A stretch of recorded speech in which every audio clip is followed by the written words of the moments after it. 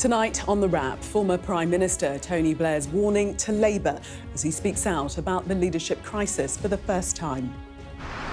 Blair says Britain must embrace the radical centre or continue what he calls its long slide towards relegation from the Premier League of Nations. Also tonight, the government says it will review the sentences of 2 boys spared jail over the rape of 2 girls in Hampshire following a public outcry.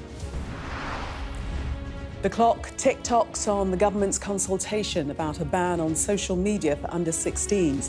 Parents of those affected met the Prime Minister in Downing Street earlier. We'll hear from them. And records tumble for a second day as the UK marks its hottest May Day on record, hitting 35 degrees in southwest London. We discuss the day's biggest stories with the broadcaster and commentator Ali Mirage and Rachel Cunliffe, Associate Political Editor of The New Statesman. Plus, a first look at the front pages of tomorrow's newspapers, including The Guardian's report on Russian spy interference.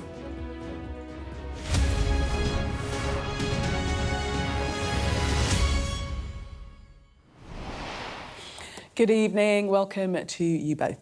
Now, we start tonight with a stark warning from Sir Tony Blair to his party and to the country in his first major intervention in domestic politics since the election.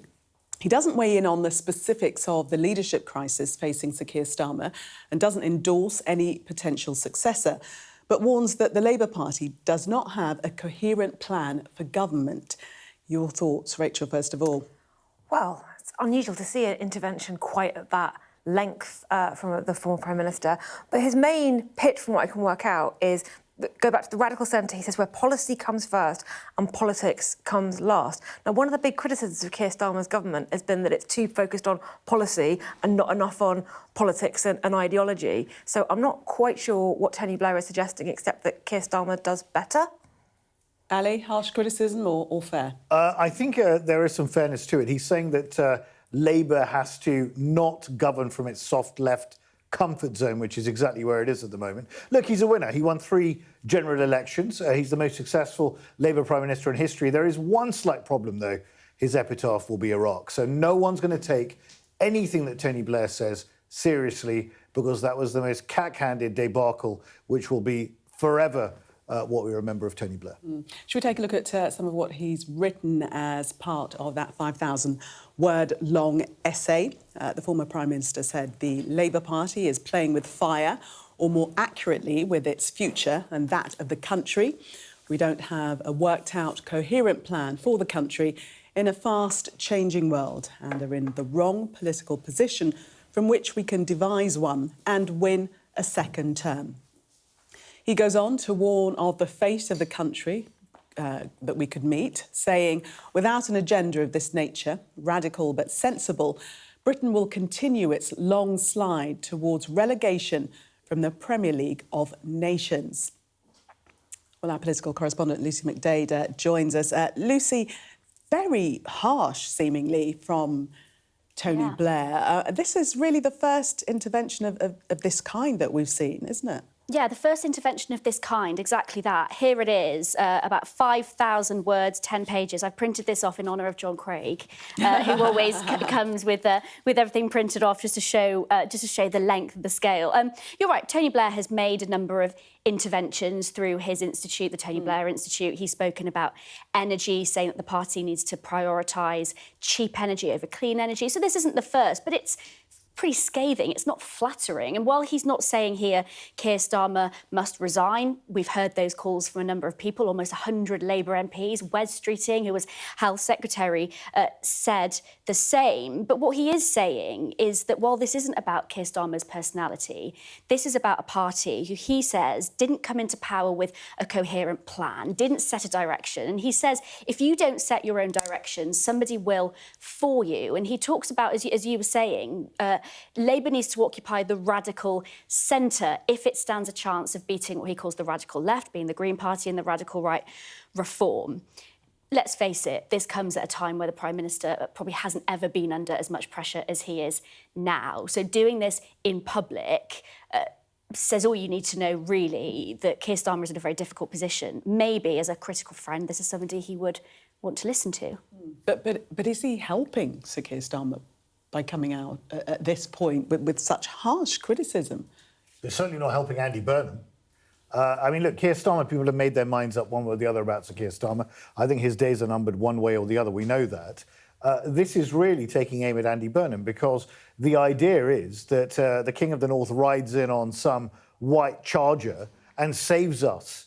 And he is basically the Labour Messiah. What Blair is effectively saying here is that your entire soft left, pushed to the left even more than what Starmer is doing, is completely ill-judged and wrong. He talks very specifically about policies like the minimum wage and welfare. He wants to cut welfare. He wants to cut tax. He said you need to govern from the radical centre. And on foreign affairs, he basically is saying we should be in lockstep with the US. Now, a lot of people in the Labour Party, and indeed the country more at large, will think, hang on a second, is this the same Tony Blair who wants us to be a supplicant to the US as we were in Iraq, which has actually led to some of the trust deficit in large part that many people in the country, including myself, feel in politics? So I think on that thing, he's got a very lack of credibility. But on the welfare point, I think he's right.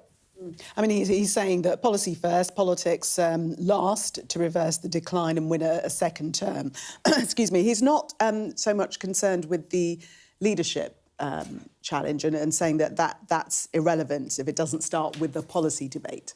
Yes, he's very careful not to sort of come out in favour of any of the contenders, and actually says to the Labour Party, you know, be careful, switching leaders might have consequences. He talks about it being playing with fire. But I think, you know, to Ali's point, this intervention isn't really aimed at Keir Starmer. It's aimed at Labour MPs who are currently having a debate in closed rooms, in private and increasingly in public, about the direction of the party, the government, and who they might want to lead it. So I think that point about the soft left being the comfort zone and Labour needing to move to the quote-unquote radical centre if they are to win the next election, that's a warning to Labour MPs who are looking at the offerings of Andy Burnham, Wes Streeting, Keir Starmer if he wants to fight on, and various others, and having a think about the direction their party is going. I would say, though, we've only seen extracts. Lisa, you've got the full 10 pages there. There's a lot of criticism about what has gone wrong.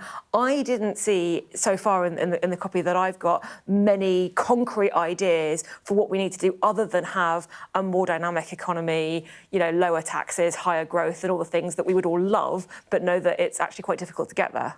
Yeah, I think also something to point out, and again, really quite scathing, Tony Blair himself saying Labour didn't win the 2024 election by acclaim, but by being an acceptable, he puts in brackets, credit to Keir Starmer, default option to a Conservative government the country felt had behaved unacceptably. And I think that point about, it's been coined before, the phrase a loveless landslide, how Labour won. You mentioned there about MPs, this being a letter to them. In a way, Labour has found itself quite paralysed by the size of its majority at times, I think. You know, welfare comes out in this as one of the big things Tony Blair says Keir Starmer needs to tackle. But remember, they had to water down most of their welfare reforms because they didn't have the backing of their Labour backbenchers. This is a problem for Keir Starmer. If he wants to be radical, which is what a number of people, not just Tony Blair, are calling for at the moment, he knows, I know you're going to talk about social media soon, aren't you, and a possible ban. That is one suggestion of where Keir Starmer could be radical, but will he have the support of his Labour backbenchers? He's in a weak position at the moment as well, because of so many of them calling for him to resign. And Ali, you've characterised it as you have as well, Rachel, as not an attack on Sir Keir Starmer, but on Andy Burnham and other factions within the party. But, I mean, if he's saying that the party has no policies, how can that not be an attack on Starmer? Well, he's not saying the party doesn't have any policies. He's saying the party's got the wrong policies. I mean, he's talking very specifically about the minimum wage. He's talking about workers' rights. He's talking about he's saying no net zero. coherent worked-out plan, though. He's saying no coherent worked-out plan, but he's also taking aim very specifically at some of the policies that the government has brought in, which has actually not led to growth. The central mantra of this government, as I understood it, as we all understood it, was to actually drive growth in this country. And the policies they've actually implemented are doing completely the opposite of that. I know we had 0.6% growth in the last whatever month or whatever. We should whoopee-doo. I mean, wonderful. We're not going to get very far with that. And you can't keep borrowing to spend on welfare. The welfare bill is just getting out of control. Tony Blair understands that. He's right to understand that. But where I depart from Tony Blair is when he says on foreign policy, we are going to be heading towards complete irrelevance. That's all fine, Sir Tony, but we're not going to take you seriously on foreign policy after Iraq. I mean, I think he has to understand. I saw him at Ditchley just whenever it was a couple of years ago. He's still got the soundbite. He's still a brilliant communicator. We know his gifts, of which are many. But this is a clear message to the Labour Party, those on the left in particular. I mean, frankly, and you can see how much the Labour Party is moving to the left, in that Streeting doesn't have a chance, and Shabana Mahmood, who's probably the most right-wing Home Secretary, right, my Tories would applaud her, is not even on the leadership ticket. You do wonder if Keir Starmer will listen to or read this paper. I mean, we've seen him recently appoint Gordon Brown as his global finance envoy. So you might read into this and think, OK, well, actually, he's closer to Gordon Brown, perhaps a man who feels he has more in common with. You know, I was just reading earlier, Tony Blair perhaps is intimidated by the fact he is he is the party's most successful leader. So maybe this will kind of go into his paper tray and he won't even bother reading it. He does have a number of other things in his in tray at the moment, but people will be talking about it, whether they're dismissing it because of Tony Blair's tenure. Yeah, it's another intervention. It's another kind of drip of those voices coming out, and that's not helpful. Absolutely, and I'm sure he will read it, every last word. 5,600 of them. Yes, bedtime reading. That story's on the front page of The Eye with the headline, Britain at risk of becoming irrelevant. Blair turns on Labour rivals. We'll have more on that and the rest of the front pages at hour. Now, well, just staying with politics, nominations have now closed for the Makerfield by-election. There are 14 candidates in all. You can see them on your screen now.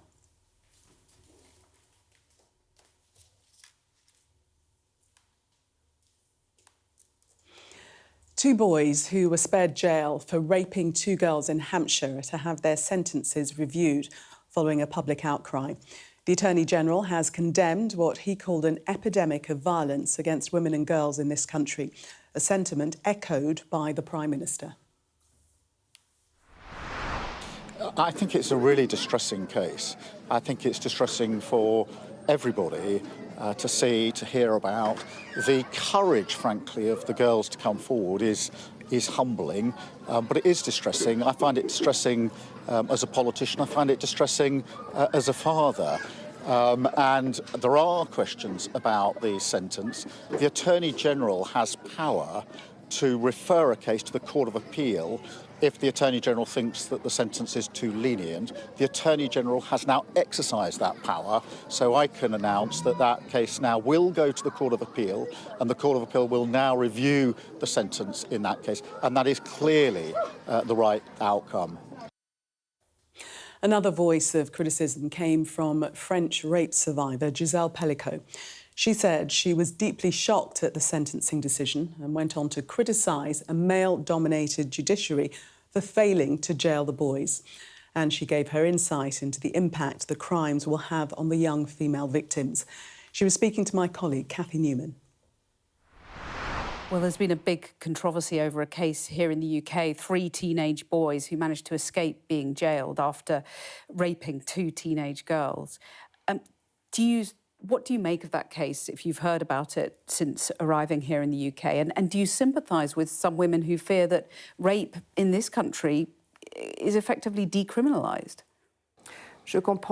I understand the suffering of those women because it's a daily fight. What I less understand is the attitude of these young men who get the impression to think, well, it's not very serious because they're only 13 or 14 years old. They're responsible for their act. And where are the parents? How have they educated their children? Because after all, I think we have to also tell them it's a crime what they've done, what they've committed. And I don't think that that's something that's been taken into consideration. But at the same time, the victims themselves will never be able to be repaired. They're imprisoned in their bodies their whole lives. They have to appeal. They have to have justice. Well, one of the victims has said that the sentence was, and I quote, like a rock in her face. What would you say to her? It's much more than that. it's a girl who's totally destroyed, because after all, a rape is something that's terrifying. And I imagine, because we're talking about a very young woman, how is she going to evolve in her private life? It's very complicated. She must be accompanied, she must see psychiatrists, she must be supported by her parents. I hope her parents were also able to support her, but justice has got to do its work, and that's something that's very important, because otherwise she'll never be able to recover. But the 2 or 3 others, I don't know how many of them, they have to be recognised as being culpable.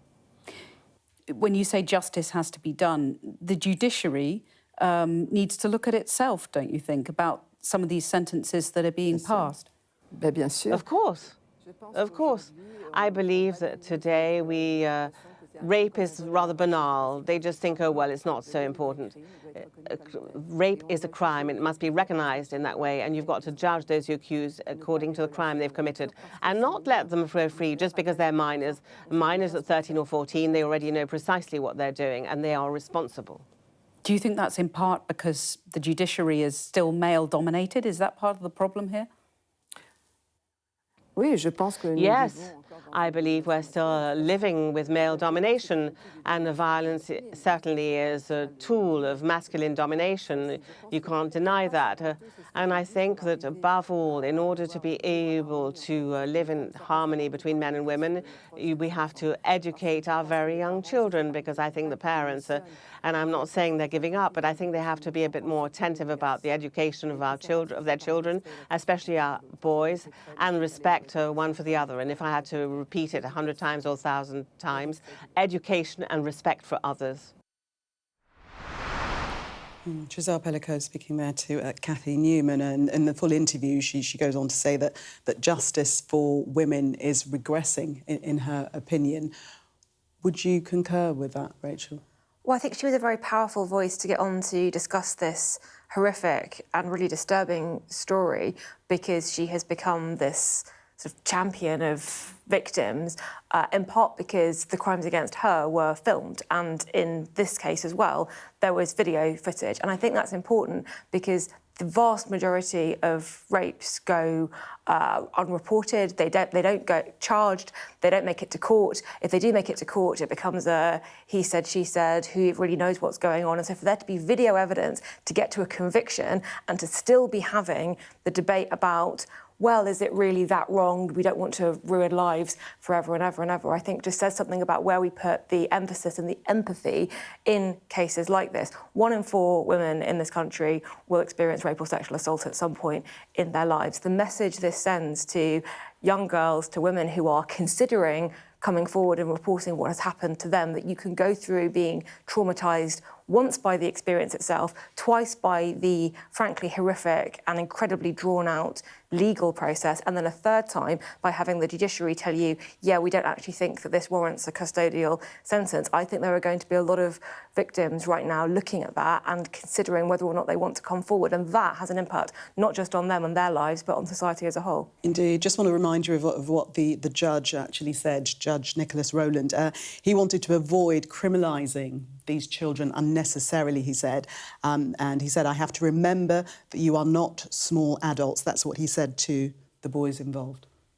But it was a criminal act. Look, I understand that what the judge is trying to do. He's trying to balance retribution and rehabilitation, right? Because ultimately our recidivism rate, the rate of reoffending in this country, is through the roof. We do a very, very bad job at punishing people, and we do an even worse job at rehabilitating them. So I think I understand where he was coming from. However, I think Rachel's absolutely right that if you are a victim of a serious crime such as rape, why on earth would you come forward? And indeed, one of the victims has said that, you know, what was the point of all this? And I think that the balance has to be struck in the right way. It's a difficult balance to strike, because obviously the judge is saying, you know, they're young people, he doesn't want to criminalise them forever. They did a criminal act, so they need to pay the price. There has to be retribution and punishment for that, and I don't think we should be shy about punishment. Yes, there also has to be rehabilitation. And when we talk about low IQ, which he was talking about, they're of a low intellectual capacity, I do find that interesting, because the intellectual capacity was not that low. It was clearly low. He's saying it's low, but it was not. It was not so low that they couldn't film the actual crime and then put it on social media and laugh about it. So I do find that a little bit strange, to be honest. So I'm glad it's going to the Court of Appeal. I understand it's a difficult one, but I think it's in the wrong place. It's interesting, your argument about justice being served by punishment and rehabilitation. But then surely should the punishment come first? Yes, and it then should. the rehabilitation? Yes, it should. And part of the job, well, there are three purposes, really, of sending anyone to prison. Retribution, so punishment for the crime, rehabilitation, and keeping the public safe, right? Those are the reasons you do it. So, yes, and there should be justice for victims. I mean, look, in Singapore, they make it very clear. You come into land in Singapore and they say to you over the tannoy on the airplane, if you have any drugs on your person, please note that this will result in your possible execution.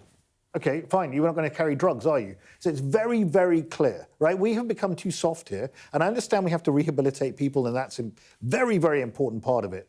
But there has to be a payment for the crime you've committed. When you know what you're doing, you're putting it on social media, you're bragging about it, and you're destroying two young girls' lives. This is further complicated by the ages of the perpetrators, isn't it? Because the judge, as I said, saying that he had to remember that they're not small adults. But we heard Giselle Pellico saying that, you know, minors know precisely what they're doing, no matter the age. Well, I think there are obviously big questions to ask about their upbringing, what the parents were doing, where they learnt this. Did they learn it on social media, where they got this message that this was acceptable and a fun thing to do? Like, of course, we should have a conversation about what it is that might drive teenage boys to act out in this, frankly, horrific way. But what I didn't see in the judge's sentencing remarks was any real sense that there are two other children affected by this, the victims, who are also of a similar age, who will carry this with them for the rest of their lives, and it's got to be a balance. And if you're saying that you think that any kind of criminalisation of children, of young people of that age is wrong because you don't want to put them in the criminal system, then I guess you're saying we raise the age of criminal responsibility and we have to have a national conversation about what that means and what other rights and privileges and responsibilities of adulthood go with various ages. That's not the conversation we're having. We're having the conversation about a very particular crime and what should be the consequences of that crime. And the Attorney General, as we know, has called for the Court of Appeal to review the case. That going ahead, the Court of Appeal could leave the sentence unchanged. So that has to be acknowledged, that they might rule that actually it's within the sentencing guidelines. So we shall remain to see what comes out of that case. Now, Sir Keir Starmer has pledged action after meeting campaigners and families in Downing Street this afternoon to discuss the ban of social media for under-16s. This comes after some of the UK's leading doctors liken the dangers of social media to smoking in a consultation on restrictions for children, which closed tonight. Well, earlier on, the UK Tonight, Sarah Jane spoke to Ellen Room and Lisa Canavan, who met the Prime Minister today. Ellen's son, Jules, died in 2022, as did Lisa's son, Isaac. They both believe their deaths were the result of an online challenge gone wrong. They told us what they wanted to see happen. We've seen across Europe and many other countries in the world actually implementing the restrictions, and that is a learning curve. Nothing's going to be hugely robust, so we are learning from that. And I just think that where Australia are actually have that restriction through a certain amount of apps or platforms, I think it's around 10. There is an argument in Australia that it's not working, though. Yes. Learn from it. But there's around about 40% that is working. So and also, it's something is better than not doing anything at all. They could have saved quite a lot of deaths from children. So I just think we can do a better version of that. And for us going through platforms, bots, AI, gaming platforms, I think we can really lead the way. I think we just need the power and the strength behind the government. In Australia, they also named 10 platforms. I think we should do it differently. And Lord Nash has got an amendment going through, or was, but massive in the sense of we're looking at the features, not necessarily the platform names. So we're looking at the data that's algorithmically fed to children. We're looking at strangers being able to contact children. And it's so relevant. If these platforms have those features, that's what we need to ban, the features of these products. And if you put it back in the technology companies, just like if any other product was recalled, it's their responsibility, they fix it. But until then, we take it away until they fix it. And then when it's safe, we give it back. So brave of those mothers to speak, having lost their children. What are your thoughts on social media being likened to smoking by doctors, those involved in the consultation process? Social media is the opium of the masses. It is a cesspit. Very little good comes out of it. And in fact, if you look at platforms like TikTok, you'll find that the Chinese are laughing. The Chinese don't allow TikTok. They have a version of TikTok in their own country which teaches educational content. They don't allow this nonsense to pervade, quite rightly, because this is actually leading to the slow demise of society, not just kids. And we're talking about kids here specifically, and I do think that there's a very strong case to look very, very carefully about what should be done in terms of restrictions and indeed potentially a ban, absolutely. I think it's much broader than that too, quite frankly. I mean, anonymity should completely go from social media, in my view. I know that there are certain undercover journalists in war zones who will be affected by that, but largely, remove anonymity, people will be very, very scared about what they post on there. And number two, you should have age verification. So I think those are two steps that should come in straight away. And I think it's absolutely right that the parents of children who've been affected and indeed who have died on the back of it are making such a strong case. Rachel, what are your thoughts on a social media ban for under 16s? Well, my heart goes out to the parents, and they spoke there really movingly, given what they've been through. I am wary of legislation that comes in because of the grief and the emotions of parents who have, or people who have lost loved ones, because I don't think that's necessarily the most robust way to build good government policy. I think there are lots of questions. Surely don't you build policy on experiences of people? Sure, but they believe that their children's deaths are to do with social media. We don't know that. It's very difficult to tie deaths to, in these circumstances, to any particular one cause. I know that the mother of Brianna Guy, for example, Jai, is also involved in this campaign. Her daughter was murdered. It wasn't to do with social media. Clearly, she feels very strongly that social media is toxic and harmful to children. That's a very valid perspective to have. But I think we need to take the emotion out of this and look at the evidence.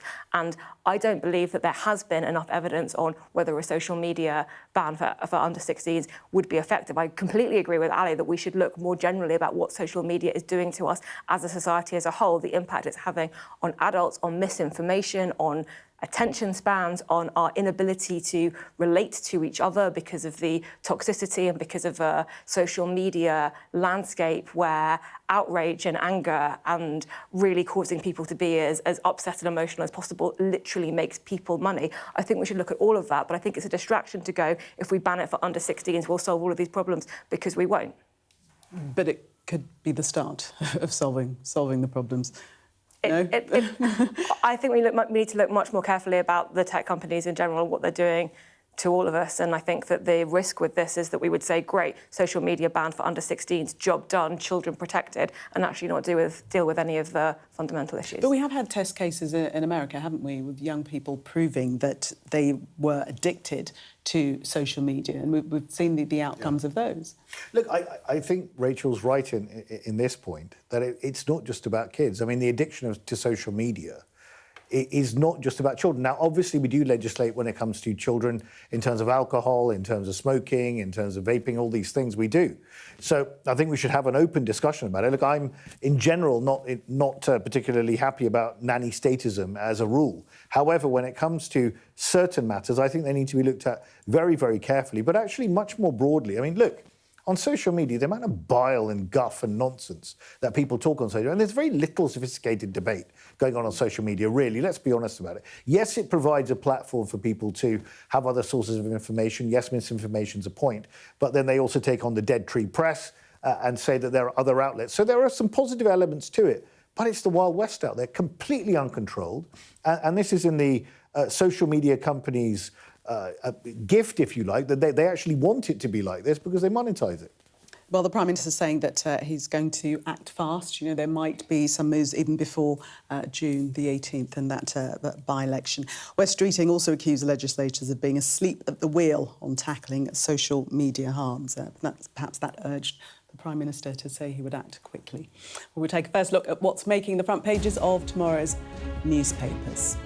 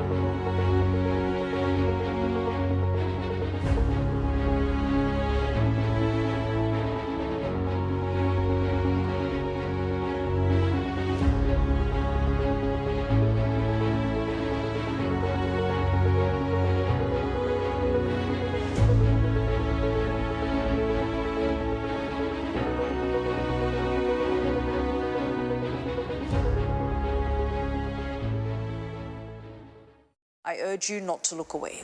If Hamas hands the hostages over, they will end this conflict. The world has been watching. Good to see you again. How are you? Did she say how he was? The conditions are awful. The jets were ordered to come back. Historic day here today. How will you respond if India does launch airstrikes? They will be all out to war.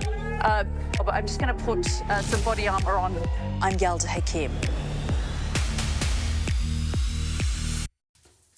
You are watching the wrap. Time now to see what's making the front pages of tomorrow's newspapers.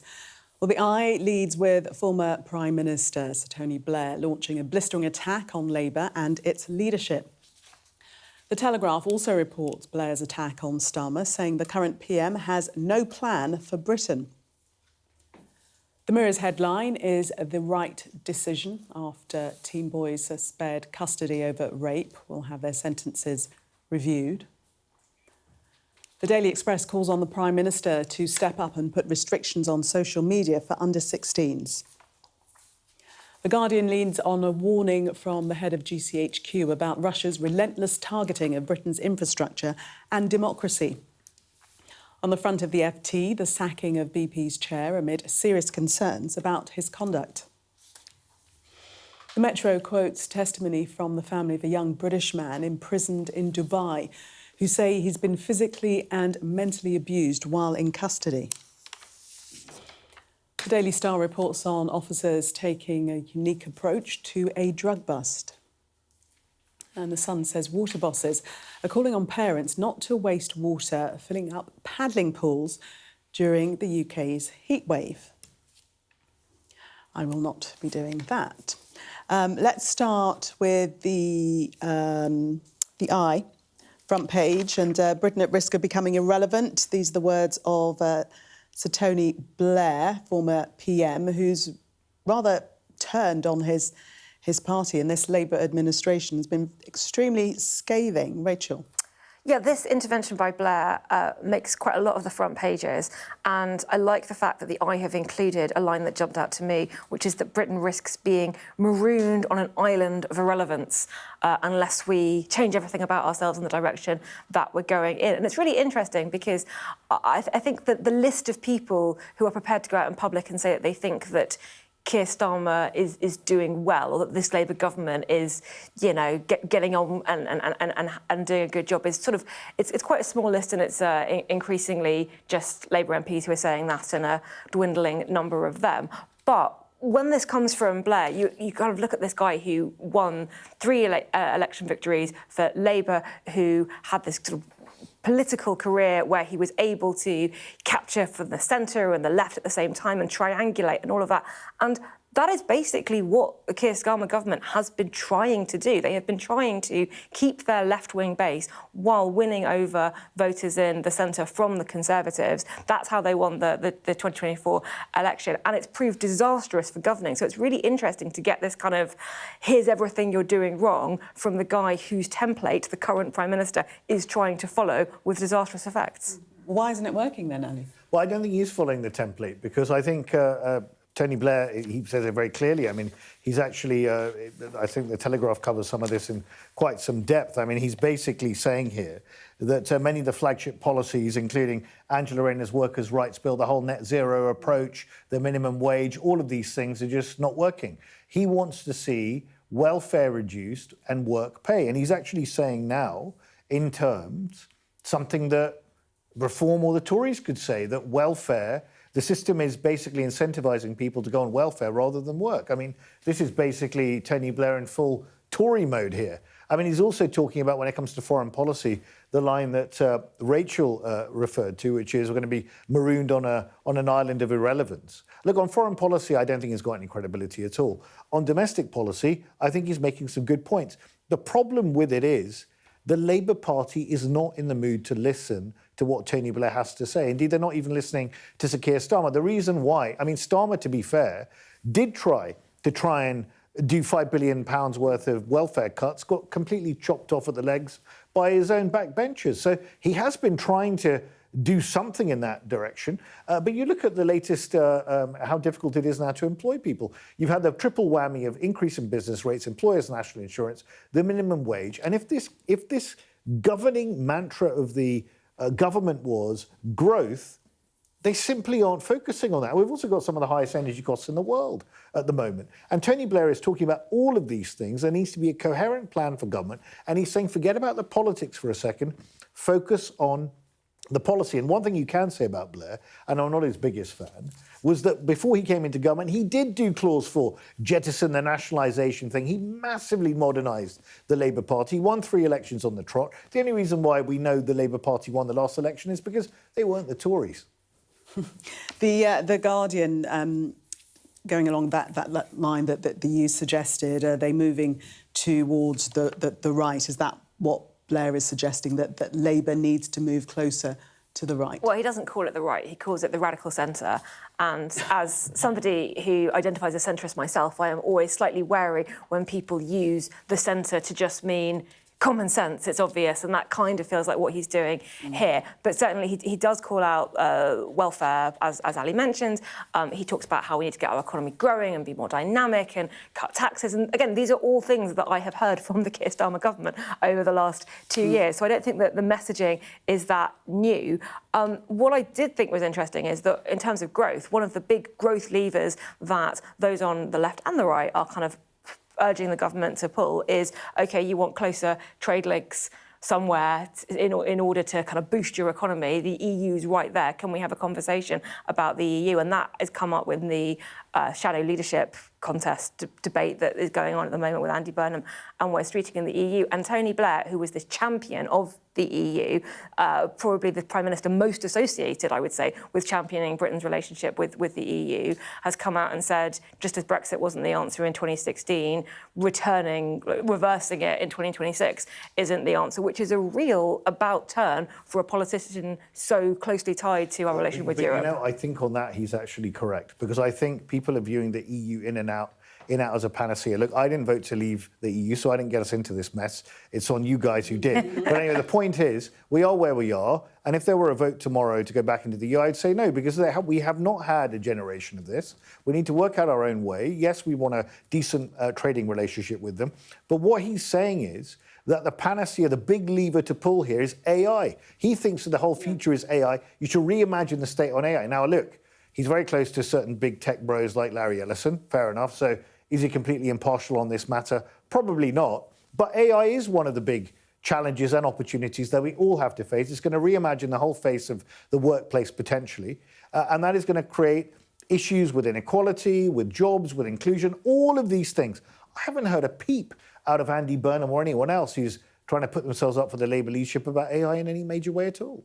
Well, let's move on to social media from that, and the Guardian looking at the ban that could possibly come into play in weeks. The consultation was completed this evening, and Sir Keir Starmer is saying that he wants to move very quickly on this. Well, it's interesting. We had Lucy in the studio a moment ago talking about how Keir Starmer might want to do something, big and eye-catching to show that he is gripping an issue and he is taking action. And a social media ban would be an option. And governments do like banning things. This is a general point, not about social media specifically, but they do reach for the kind of ban or the regulation button when they want to show that they're taking action on an issue, but they don't have the money to put behind it. It's an inexpensive way of showing that you are doing something when you are hamstrung by government finances.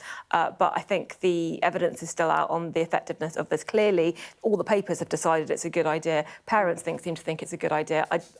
Personally, I'm sceptical of the evidence from around the world, but I think politically you can see why this would be appealing for a Prime Minister facing the pressures that he is at the moment. Ali, what do you think we are going to hear from the Prime Minister? Well, I think we're going to hear something. I think Rachel's right. He doesn't have much money to bandy around, so banning stuff is a good idea. Look, if he bans it, fair enough. I mean, it has to be well thought through. We can't have cat-handed policy made. I accept the point. If he's going to ban that, he should also probably think about banning Elon Musk from giving diktats at United Kingdom marches, which are totally incendiary. But he won't, because if you're a tech bro who's basically going to be a trillionaire, you're basically too big to be messed with. That's the reality of it, right? So it's going to be really interesting on this social media for under-16s thing, how far they're going to push it, because they need to actually keep the tech bros on side as well. That is going to be the challenge they face. OK, let's move on from that to... we're going to talk about the weather, and 5 young people, sadly, have died in separate incidents after getting into difficulty in open water over the bank holiday weekend. A 6th person, a 60-year-old man, also died in Cornwall after running into the sea to help 2 others. It comes as the UK experienced the hottest day in May on record, with temperatures reaching 35 degrees in London. Sadia Chowdhury reports. Britain's record-breaking heatwave has been deadly. 15-year-old Declan Sawyer among those who died. He drowned in a lake in Lincoln. Other teenagers also died after going swimming elsewhere, including a 13-year-old teenager who died in Leadbeater Dam in West Yorkshire. And across the Irish Sea, authorities confirmed the death of a teenager in the sea in County Dublin. An Irish website named her as Abby Carmody Pepper. The heat doesn't come without warning. There could be all sorts going on beneath the water, whether it's currents, rocks, fallen trees that you could get snagged on. There are all sorts of things that can happen. And so the safest thing always is to swim at a lifeguarded venue. If you're at the beach, then swim between the flags of the lifeguarded area on the beach, swim in a swimming pool, or there are a number of open water venues now that do have lifeguard provision there. It comes as today was recorded as officially the hottest ever day in the month of May here. It is also the earliest that the UK has reached 35 degrees. Very hot, so we had to go to the water garden. But even the water garden was so we had to go in the water. Drinking, really. Ice creams, as much shade as possible. Yeah. Parasol, sun out. All the good stuff. No, it's even hotter here. If outside is 34, here might be 38. I mean, it's a bit suffering. You know, all the fridges and freezers are working, so they blow hot air. As temperatures rise and more frequently, people across the country are resorting to whatever measures they can to stay cool. In South London, we visit a man who's long complained of his home being too hot. Our thermal imaging camera shows the hottest spots in red and the coolest in blue. Inside, in the communal areas, it's pretty hot. Hi, Chris. Hi, how are you? Inside, you can see it's blue. Chris has lived here for 30 years. I can remember the late 70s when there was a heat wave, and it was just like, you know, no one ever expected it to ever happen again, you know what I mean? And now they're regular, we get them all the time. So, yeah, we've got to start looking at things differently. As we head into another night of dangerous temperatures, authorities are being urged to find ways to deal with this heat and help people adapt to summer temperatures that are fast becoming the norm. Sadia Chowdhury, Sky News.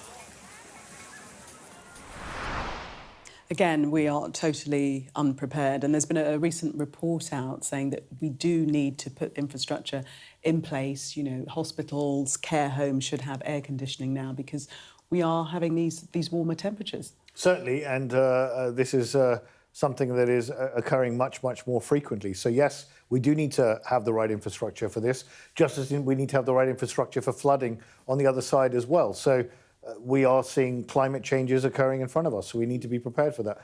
As regards people sadly losing their lives swimming, you know, we're always told, like, be very careful, don't swim. So I think that's the message to take from this, is that however tempting it may be, go to safe areas to do it and try and stay inside and, you know, wear sunscreen, wear a hat, don't go out if you don't need to. All of these basic things that sound really quite straightforward, but are really critical when it is absolutely sweltering outside. Yeah, no, and obviously in that heat, people are thinking that the thing to do is to get into water, but they can suffer from cold water shock because the water hasn't warmed as quickly as the Earth has. Well, that's a risk, and just being outside in the heat is also a risk. You know, notice in that video footage, you've got people in the park, you've got people sort of going down to the beach. I think in this country, we have this misconception that heat, because we get it so rarely, sunny days, is kind of always going to be nice, and we don't think that there is a level of temperature where, no, the safest thing to do is to stay inside, close the curtains, and just write the day off. Don't try and go outside. Don't try and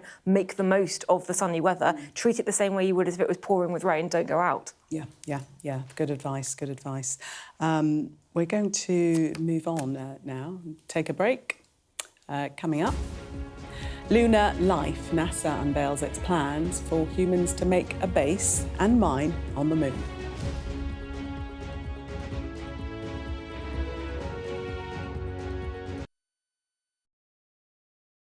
I'm Adam Parsons, Sky's Middle East correspondent.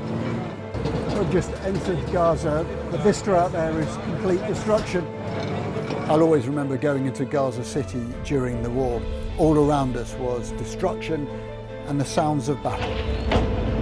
What you see a lot of here are military machines, soldiers, devastation and destruction. What you see very little of are the locals, the Gazans, the people who used to live here, the ghosts of this town. I witnessed the scars of the October the 7th attacks, burnt out homes, bullet holes in walls and bloodstains on the floor. People were murdered. You have the black flag, you have the yellow flag, people were kidnapped.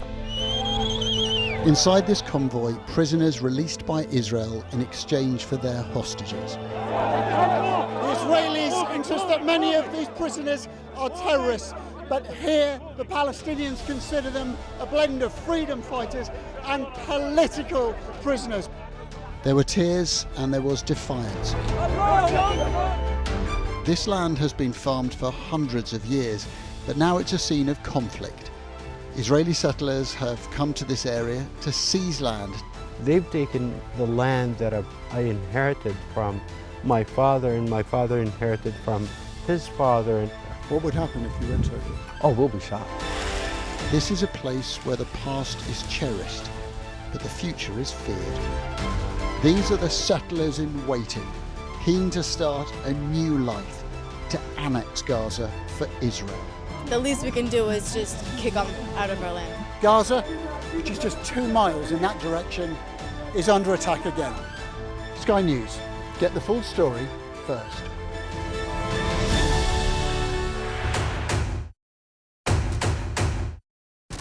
The cameras are poised here, there, everywhere. The day those present would never forget. First question, Sky News. Do you hate the thought of losing to him? I hate the thought of losing to anyone. Historic day here today. They are pushing forward. They dashed to the water. Wait, what country are you from? The UK. Why don't you go back to your country? Huge questions to be grappled with. That is totally unprecedented. Been quite some day. Let me start with breaking news. The best thing about being a Sky News journalist... Hi, darling. Beth Rigby, Sky News. ...is being a Sky News journalist. You said to people, I'm not coming back for more, but you have come back for more. Well, let's kick off and make a statement. What can our Prime Minister say to you to not impose tariffs? He's coming out! What more do you need? We're trying to see as much as we can. We're in an area that's just been reclaimed. Mr. Zuma, Sky News. People are directly protesting. The whole neighborhood has rallied around her. It's been impenetrable to journalists over the last 2 years of war in Sudan. I've been waiting for this for 2 years. It doesn't feel like a big homecoming. It was never going to be pretty. War isn't pretty. Now, last month, NASA were celebrating a successful lunar flypast. Tonight, the agency has given an update on its plans for a moon base and a sustained human presence on the lunar surface. It's aiming for the first launches to start the project as soon as this autumn. Here's the glossy video they played as part of the presentation.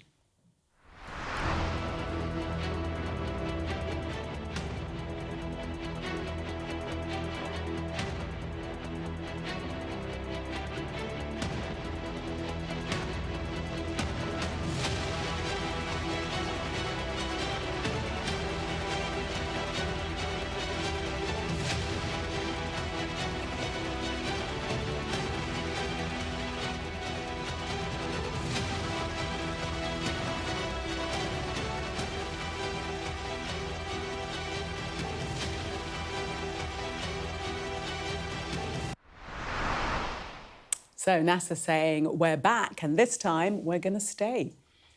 We've screwed up one planet. Do we have to screw up the moon too? I mean, really, look, I mean, this is quite a serious thing. Look, I understand man's desire to advance knowledge, to discover. Of course, I respect it, I admire it. I think it's fantastic, this Artemis thing. People got very excited. Great. What are we trying to do? Interplanetary living like Elon Musk wants us to? Because we've totally galactically stuffed this planet and now we want to go and stuff another one. Why can't we just leave the moon alone? Well, can we send Elon Musk to the moon? Well, I think he wants to, but genuinely... No, forever, just keep him there. Interplanetary living is basically what he argues for because, effectively, he wants an insurance policy. I mean, this is what he says, right? But what about all the scientific advancements that have come about because of what's been learnt? Yeah, OK, fine. But, I mean, look, that's a really interesting argument, right? Oh, because we're going to the moon to go and take over the moon now. And look at the promotional video, right? I mean, it's a typical American thing that you would come out with this sort of grandstanding type thing. Look, fair enough, fair play, go and do it if you want to go and do it. But I just think we've got so many other challenges to deal with here, right at home. And we do have major issues, even from a planetary perspective here.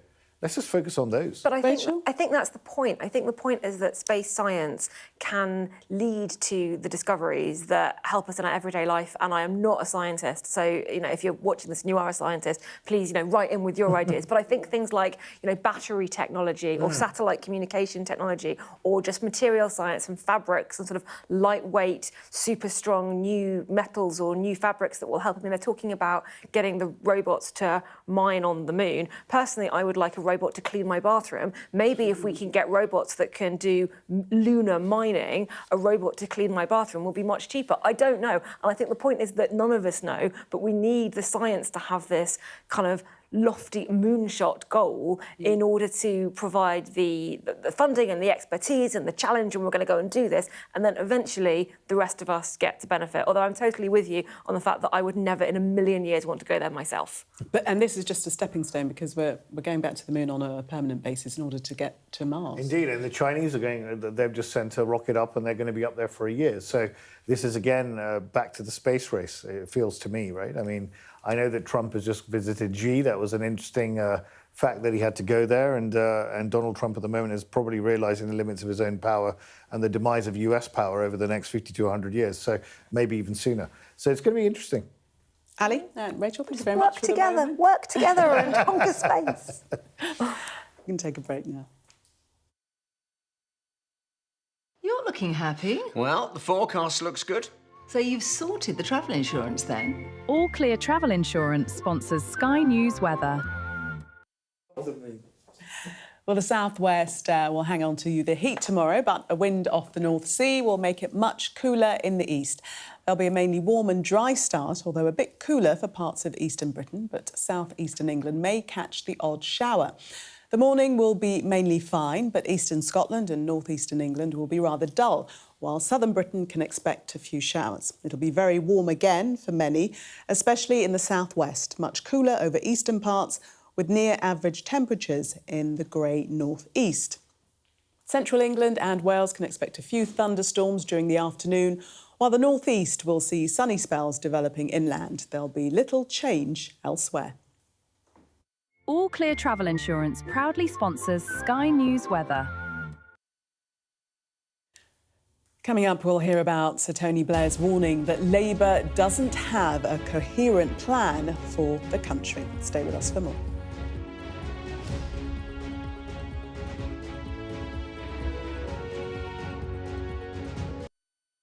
What's the best thing about being a Sky News presenter? Perfect. Let's bring you some breaking news. Being a Sky News presenter. I began by asking... Thank you so much. ...trusting us to tell her story. The battle for number 10. Sky News has been given exclusive access. Let me give you a sneak peek. It was the day those present would never forget. Why did you decide to open up and tell your story? I urge you not to look away.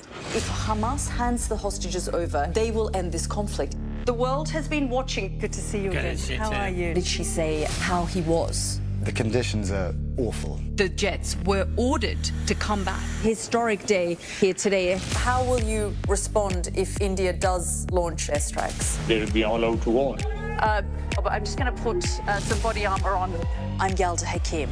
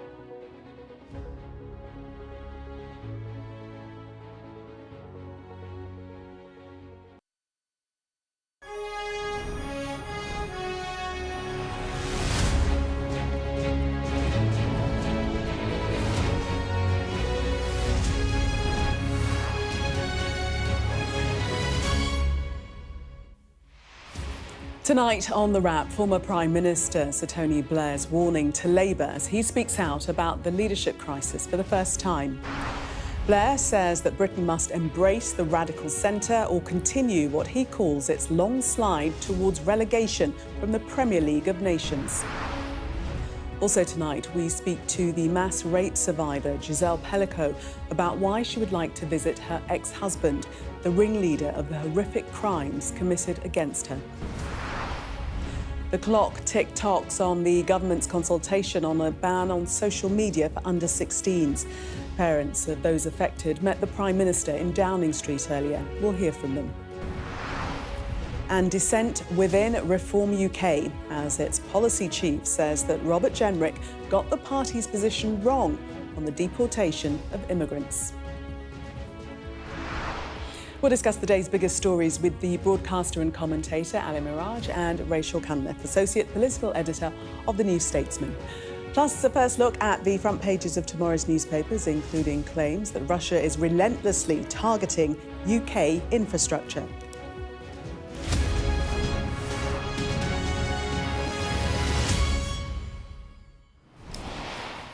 Welcome to you both. Good evening to you at home. We start tonight with a stark warning from Sir Tony Blair to his party and to the country in his first major intervention in domestic politics since the election. He doesn't weigh in on the specifics of the leadership crisis facing Sir Keir Starmer and doesn't endorse any potential successor. But he warns that the Labour Party does not have a coherent plan for government. Is that fair criticism, or is he really bearing down on Sir Keir Starmer? No, I think he's right. They don't have a coherent plan for government, and I think that they've been playing the angles because there was no real vision for what they wanted to do. I mean, we had pillars, we had foundations, I mean, we had all sorts of relaunches, and we had multiple U-turns as well. So he's right in that sense. He's talking about Labour governing from the radical centre. He's also pointing to a number of policies that he feels have been really ill thought through and misplaced, including the non-dom introduction of the non-dom regime or abolition of the non-dom tax regime, but also the workers' rights, minimum wage, other things that are hampering growth. He also talks to us about being marooned on an island of total irrelevance when it comes to foreign policy. He thinks we should hitch our wagons to the US, and he talks about, when it comes to NATO and defence, this being a reckoning rather than a rupture. So it's quite a broad-ranging piece that he's written over 5,000 words on this, clearly cares about the direction of the country, has won 3 elections in the past, the most successful Labour Prime Minister ever. Is the Labour Party going to listen to someone who's telling them to move into a more centrist direction? I don't think so. Rachel, is this a damaging and unnecessary intervention by a previous Prime Minister? I kind of think that Keir Starmer is at a point now where this sort of stuff probably doesn't damage him that much because so much damage has already been done. And actually, the message of this 5,600-word essay isn't really to Keir Starmer, it's to the people who might succeed him, and it's to MPs in the Labour Party who might choose that successor. And I think Ali is absolutely right that there is no chance of that particular audience, Labour MPs, taking note of this, not least because within the Labour Party, one very prevalent strain of thought is that, yeah, Tony Blair was great at winning elections, but many of the problems that the country is facing now, you know, could have their origins in the Blair era where he didn't move far enough to the left. So I don't think it's going to find willing ears, as it were, but his message, I guess, is that you've got to have an idea of the direction of where you're going in before you switch leaders. Just switching leaders, switching the person at the top isn't going to help. He talks about that as being playing with fire, and we know who that warning is for, and it's not for Keir Starmer. Yeah, but his main line is policy. Well, our political correspondent Lucy McDade has taken a look at some of what Tony Blair has written as part of an essay of over 5,000 words long. Labour is playing with fire and needs to be much more radical. That's the verdict of the former PM Tony Blair as Keir Starmer approaches 700 days in power. And as the party's only leader to win 3 general elections in a row, his opinion matters. So what's he got to say? In a pretty mammoth 5,000-word essay, Blair says today's Britain is like an island of irrelevance, sliding towards relegation from the Premier League of Nations. Not exactly a glowing review. Quite simply, he says we're not prepared for the rise of AI and a new world order. On Keir Starmer, well, previously Tony Blair has said this. How far you've taken the Labour Party in the last 4 years as any guide to how far you can take the country, will be in good hands. Today, he's more mixed. He praises Starmer's controversial visit to China, but hints he should have allowed the US to use UK bases for military action against Iran. Rachel Reeves' 2 budgets have created headwinds, not tailwinds for businesses. And on the EU, bearing in mind Blair was a big opponent of Brexit, he says rejoining isn't the answer. That's something the former Health Secretary Wes Streeting has pushed for recently. The government's principal problem isn't Keir's personality, Blair says. It is because we don't have a worked-out, coherent plan for the country in a fast-changing world. In a nutshell, he's saying this Labour government is too unwilling to leave its comfort zone and needs a fundamental reset. What Britain needs, he says, is leaders who are not problem managers, but problem solvers. Not exactly a compliment to Keir Starmer. But why make this intervention now? Well, it comes when Keir Starmer is under huge pressure, more than ever before. The local elections were terrible, and since then, nearly 100 of his own MPs have said he needs to quit. On top of that, leadership rivals are circling, even if a contest isn't officially underway. Trying to force the Prime Minister out before we know what policy direction we're bringing in is not a serious way of conducting ourselves, Tony Blair says. He adds Labour being radical from the centre is the only way to beat radical leftism and radical rightism in reform. It's overall a harsh diagnosis for the party Tony Blair led for 13 years, but this is a man who hasn't been in active politics for nearly 2 decades, and of course his tenure wasn't without its controversies.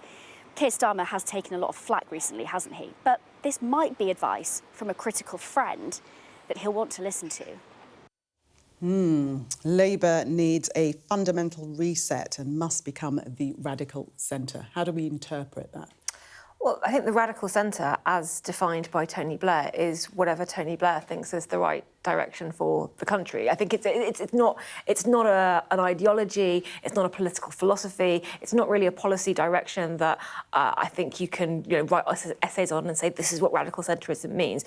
Tony Blair, I think, is talking about policies that work, and he says policy first and politics last. What I think is interesting about that is that is the strategy that Keir Starmer tried to take on when he became Prime Minister. He talked about a politics that treads more lightly on people's lives. He talked about, doing the right thing, not because of its Labour Party politics, but because it's the right thing to do. This is a solution to fixing the problem. And it has transpired over the last 2 years that isn't really enough. You do need to have some kind of ideological direction. And I'm not clear, reading the extracts of the Tony Blair essay, quite what it is that Blair is saying Keir Starmer should do, except be more like Blair. We're seeing pictures of Sir Tony Blair. Oh, we've just finished the pictures of Tony Blair and Sir Keir Starmer together, but very friendly and shaking hands. I'm not sure that would be the situation tomorrow. I mean, this doesn't help Sir Keir Starmer in any way, does it? It doesn't help Sir Keir Starmer, but obviously Sir Tony Blair is concerned that this... And by the way, just on Rachel's point, when she was mentioning Sir Keir Starmer said that there would be a politics that would tread more lightly on our lives than the steps of down history. I'm going to sue him for mis-selling because, frankly, it's turned into a complete clown show. This is Tories Mark II. Look, the point is this. Sir Tony Blair knows that there's going to be a change of leadership coming. He's not advising one, by the way. He's saying you'll be playing with fire. However, there is probably one going to come in some form. And what he's doing here is giving a warning to whoever Sir Keir Starmer's successor is, to say, look, don't lurch to the left. You lurch to the left, that is not where elections are won. And Sir Tony Blair should know because he won 3 elections. Whatever you think of him, he was an election winner. Labour's most successful Prime Minister in history. He knows how to win elections, and he also has a feeling for the pulse of the nation and where they are. And they're not into radical leftism where they effectively just get squeezed and squeezed and squeezed so the welfare bill can get larger. There's nothing working class about the fact that working class, hardworking people get totally done over by the fact that there are other people who are just taking the mick on welfare and actually not getting out to work. We need to have a system that works. He's talking about all of that. He's talking about the fact that businesses disincentivized from employing people. And we know how hard it is to get a job out there, not just for entry-level graduates, but all over the place it's difficult to get jobs now. You've got to make it easier for people to employ people. And he's also talking about the big challenge of AI, which, frankly, we haven't heard anything from the major leadership contenders on. Well, what about his thoughts on Brexit and perhaps not retreading that path? And also the suggestion that whoever is the Labour Party leader and Prime Minister should move closer to Donald Trump. Well, I found both of those really interesting. The EU point, because Tony Blair was basically sort of the poster boy for a British politician having a very close relationship with Europe and the EU. On the America point, because one of the things that we have learned from the last couple of years, particularly the last year, is that America is an unreliable ally. And it's not just Donald Trump, it is America as an ally, as a country that has decided that they don't like funding European defence anymore. They have a very different view of spheres of influence and the way that geopolitics should be run. It's kind of like my army's bigger than your army, therefore I'm going to, I don't know, take Greenland or take the Falklands or Argentina or whatever.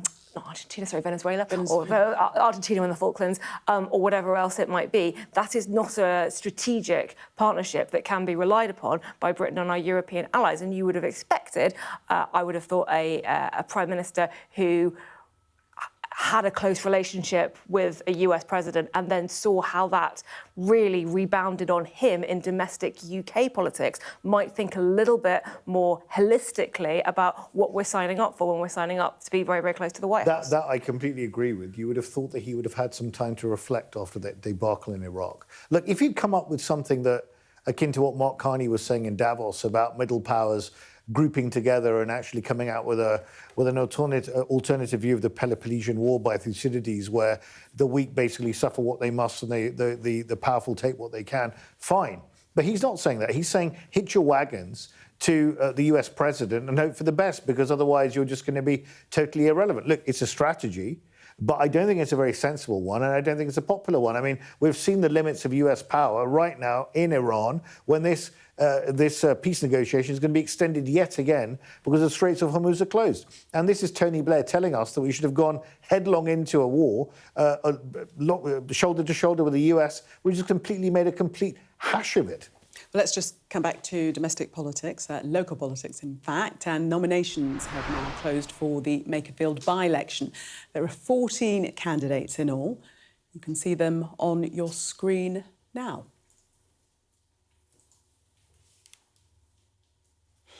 Next tonight, the mass rape survivor Giselle Pellico has told Sky News why she would like to visit her ex-husband, the ringleader of the horrific crimes committed against her. Dominique Pellico was handed a 20-year jail term after the biggest rape trial in French history. He repeatedly drugged Giselle when they were married, invited men to sexually assault her while she was unconscious. Giselle Pellico spoke to my colleague, Kathy Newman. Given the horror of what happened to you, some people might find it hard to understand why you've said that you would like to go and see Dominique, your ex-husband, in jail. Just explain that to us, what your thought process is. Well, of course, that's my modus operandi. I hadn't really talked to him throughout the trial because I was talking to the chair of the court. So I personally, to rebuild myself personally, I want to go and meet him. Of course, the exchange that we'll have will be private, but at the same time, it's a way that I can actually search for the truth and also to try to understand, and it's a way to rebuild myself. Do you think you will go and see him soon? I think it's quite complicated because, after all, I've got a very heavy timetable, but possibly between now and next year, yes. Do you feel that you still have some sort of understanding of what he went through in his life as a human being? You know, Within this hearing, 3/4 of these individuals had had a complicated childhood and had been raped as well. I know that Mr. Pellicou had also lived through that. And you know, in life, you choose which path you want to choose. You choose good or evil. I didn't have an easy childhood, but I didn't choose evil. I chose to go towards light, and he chose the opposite. We all make our choices, and you've got to, in fact, be responsible for your choices and choose the path. He went towards evil, and he's paying for it. And it's the case of lots of men today who carry on, in fact, imposing evil and who are not arrested. And justice has got to do that as far as all those individuals who are free. Rachel, extraordinary that she wants to see her ex-husband, you know, partly to get some answers, but she still describes him as a human being, not a monster, a human being. Yeah, and this is something that comes through in her book, which is just fascinating and heart-wrenching, and at some points, like, really quite difficult to read, this memoir that she wrote. And one of the things that jumped out to me is that when she first found out, when she had that interview with the police officers who said, here's the footage, here's what your husband has been doing to you, she went home and the first thing she did was do his laundry. So that was her coping mechanism, her sort of reaction. And one of the things that comes through the book is this man obviously is a monster, but is also the man who she shared decades of her life with, that she had and raised children with, who she kind of saw as this fundamental core pillar of her life. And with everything that's happened since then, obviously he can no longer be there, and she has every right to try and seek answers and try and understand. But I think from that interview as well, what I'm getting is she's also trying to work out how her life now fits and works without him in it. It's a processing mechanism. I think it's incredibly brave. It's not the decision that every survivor in her circumstances would take, but I very much hope that she gets some sense of the answers and understanding and closure that she's seeking from this. No, indeed. And elsewhere in the interview, she has said that she has gone on to find love again, and she's never really shared the sadness with either her children or the wider public. She's always put on this face of coping, and that's allowed her to get through this. Look, I think it's extraordinary, really, how powerful this story is, and the brutalities that she went through. I mean, the very fact that she wants to go and see her husband, her former husband, and actually try and get some sense of understanding of why this occurred is, I mean, you know, I suppose it's an individual choice, but she clearly wants to try and understand, wants to try and move on, wants to try and get some sort of closure. It's absolutely horrific what's happened here. She's showing a lot of bravery and courage, and I think the approach she's taking is a very dignified one, and she's also been standing up for other victims of rape and sexual violence. And we've had that only this in the past week with the sentencing of the 3 young boys who did not going to serve any prison time. That's going to the Court of Appeal. She's expressed her absolute dismay at that as well. So I think she's become a champion for people out there who have suffered serious sexual abuse and violence. And more power to her. Yeah, would admire her for waiving her anonymity and speaking up. Let's talk about social media now. And Sir Keir Starmer has pledged action after meeting campaigners and families in Downing Street this afternoon to discuss the ban of social media for under-16s. It comes after some of the UK's leading doctors likened the dangers of social media to smoking in a consultation on restrictions for children, which closed tonight. One of the campaigners in Downing Street was Ruth Moss, whose daughter, Sophie Parkinson, died after looking up ways to take her own life online. She was hoping something positive would come out of the meeting. I think if it is, and it's going in the direction that we want, that makes children have a safer experience online, then I can deal with that.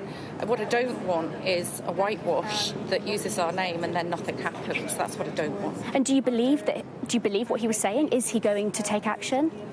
I've been doing this a long time, but I hope so. So the proof will be in the pudding. Absolutely. I mean, he said there, didn't he? Did he say weeks rather than months that you'll get a decision? He did say weeks rather than months. Obviously, they want to have a look at the consultation. But I think what we said, we did lay everything out today on the table. He did listen, so I have hope that he will actually do the right thing. And that's something that quite a few of the parents said on leaving that meeting with Sir Keir Starmer, that they believed he would listen, and he has said that he's going to take swift action. One of the interesting things about Keir Starmer's career, both before politics and in it, is that this type of setting, the speaking to people who have been very affected by an issue, sort of small groups, you do get people coming out of those meetings and say that they feel like he really listens and he really cares. And it's actually a distinction, I think, with sort of the Keir Starmer in small group settings versus the Keir Starmer who makes speeches on a national scale which just don't really resonate with anyone and don't really communicate what it is that he's trying to achieve. I think, though, if there were an easy answer on fixing social media in general, we would have found it by now, or another country would have found it by now. I think Australia tried banning social media. They've had very mixed results with protecting under-16s. There were so many questions about what counts as social media, how you do age verification, what it is that you're actually trying to stop. There was a really interesting interview on Sky that we were talking about half an hour ago with one of the parents saying that it's about the functions, it's not the platform, it's about what the function can actually do. And I think there are big questions for how we regulate social media for all of us. If it's harmful, if it's really as harmful as smoking, which is not a comparison that I think doctors should throw around lightly, because, you know, smoking is its own very specific chemical medical thing, but if it is that harmful, we should be having a wider conversation about what it's doing to us as adults, not going, this is a very specific child-based policy, and acting as though if we can just press the ban button, we'll solve all the issues. It is a very complicated subject, isn't it? Because the main question is, what are we actually trying to prevent or stop? I think it is, and I don't think it's linked. I don't think it's limited to children, but I think that there has been a discussion going on out there about the rising levels of anxiety and self-harm and depression that's been caused by perpetually being bombarded with social media and also comparison and all the rest of it. Now, Jonathan Haidt's book, The Anxious Generation, covered some of this material. He's been giving his own testimony on all of this and basically saying that effectively there should be really serious curbs on it. Now, I do think Rachel's absolutely right that there's a much more wider societal consideration to be had here, but I do think we need to look very carefully and very specifically about what we do when it comes to kids. Kids should be focusing on enjoying their lives, freedom, playing sports, studying, doing whatever they want to do, not perpetually looking at themselves on social media in groups where they're comparing themselves to each other and being obsessed about how they look or what other people have, or being very harmful to one another and ending up self-harming. So we can't make policy, understandably, on stories that have gone very, very badly wrong, but I do think that there is a serious issue here and it does need looking at, and I hope that the Prime Minister does act and acts very sensibly on it. OK, we shall see action promised potentially before June the 18th. Now, the deportation row that has broken out amongst the leaders of Reform UK. Stay tuned to find out more.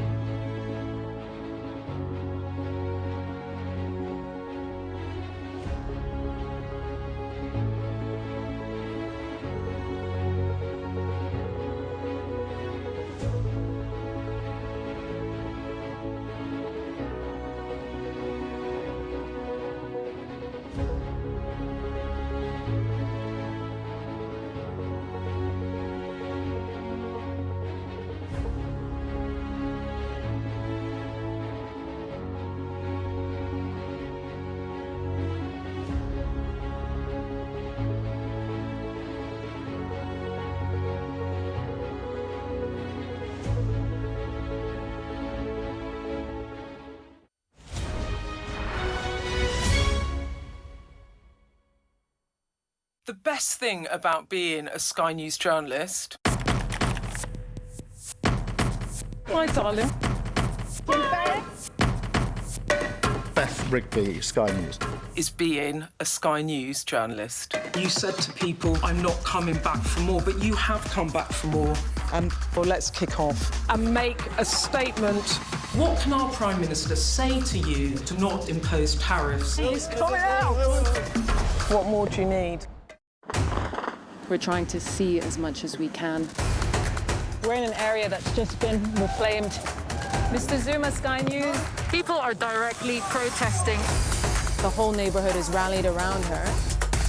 It's been impenetrable to journalists over the last 2 years of war in Sudan. Been waiting for this for 2 years. It doesn't feel like a big homecoming. It was never going to be pretty. War isn't pretty. What's the best thing about being a Sky News presenter? Perfect. Let's bring you some breaking news. Being a Sky News presenter. I began by asking... Thank you so much. ...trusting us to tell her story. The battle for number 10. Sky News has been given exclusive access. Let me give you a sneak peek. It was the day those present would never forget. Why did you decide to open up and tell your story? You are watching The Wrap. Now to a fallout between two of Reform's most senior figures. The party's Home Affairs spokesman, Zia Youssef, has publicly contradicted his colleague, Robert Jenrick, over comments that he made to Trevor Phillips, rejecting the idea that immigrants who lived in social housing would be deported. Here's what Mr Jenrick said on Sky News on Sunday. Are you saying to me that a foreign person who is legally resident but lives in social housing will be deported under a Reform government just because of that? They live in social housing. Well, not exclusively because of that. Well, that's what... But if you just said that's what you agreed with. If they fail to meet our criteria because they're not in work or they're not working in as many hours, not earning enough money, then they won't be able to renew their work visa because ILR won't exist, and they'll be asked to leave. Oh, so you don't agree with that? That is fair. You don't agree with all of Restore's let me policies? finish on the point about social housing. Under a Reform government, let me be very clear about this, social housing will be purely for British citizens. So you will never be able to access social housing unless you're a Brit. And I think that is just fair. Well, Zia Youssef said on social media that his colleague got it wrong. Robert's answer is not Reform policy. As the person responsible for our deportation plan, I want to ensure people know where we stand. If a foreign national lives in social housing at taxpayer expense, they automatically fail our economic test and will be deported. There's trouble at mill, isn't there? What's going on, Rachel, do you think? There is so much going on. OK, on the policy front, last week we had the news that net immigration to the UK has basically almost been halved since last year. It's down to 177,000, and it could well be zero or indeed negative in 2 years' time. So the debate in Reform circles and in the other parties to the right of Reform has moved from getting immigration down to this idea of mass deportations, what they sometimes call remigration, which is deporting people not who came here illegally, but who have been legally living and working in Britain, possibly for decades, who might be married to Brits, who might have children here, who might have worked here for a very long time and have fallen on hard times. There is going to be, they say, a mass deportation programme. And what you saw there is just gradations of difference in how severe they're prepared to be, with Robert Jenrick falling out with Zia Youssef over just how severe this is going to be. I think we should be clear here that when they say foreign nationals, they are talking about people who have legally been in the UK and possibly for many years and will have made their lives here. So it's a complete shift, I think, in how we think about immigration and integration and what is actually being suggested. Now, on a personnel front, this is a power battle. This is the jostling for position under top dog Nigel Farage, and there has been tension among some of the high-profile Reform figures for some time now, because Nigel Farage basically likes to keep it that way and likes to have them jostling for attention and jostling for power. But I think it's also driven by an understanding that there is a pressure on Reform from the right of of British politics who are urging them to even go further than they have done so far. Do you think that is an internal battle for the right going on? Is that what we're seeing with, one colleague saying to the other that it's got the policy completely wrong? I think it's a battle for supremacy, and I think it also shows that Reform is still a party that is learning how to be a proper political party. I mean, you can't have a government which is the Nigel Farage show, however, charismatic he may be, love or hate him figure.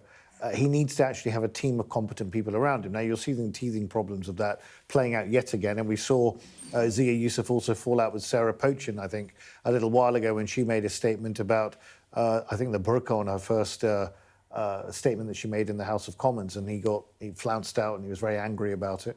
Came back in again, Zia Yusuf, and calmed down.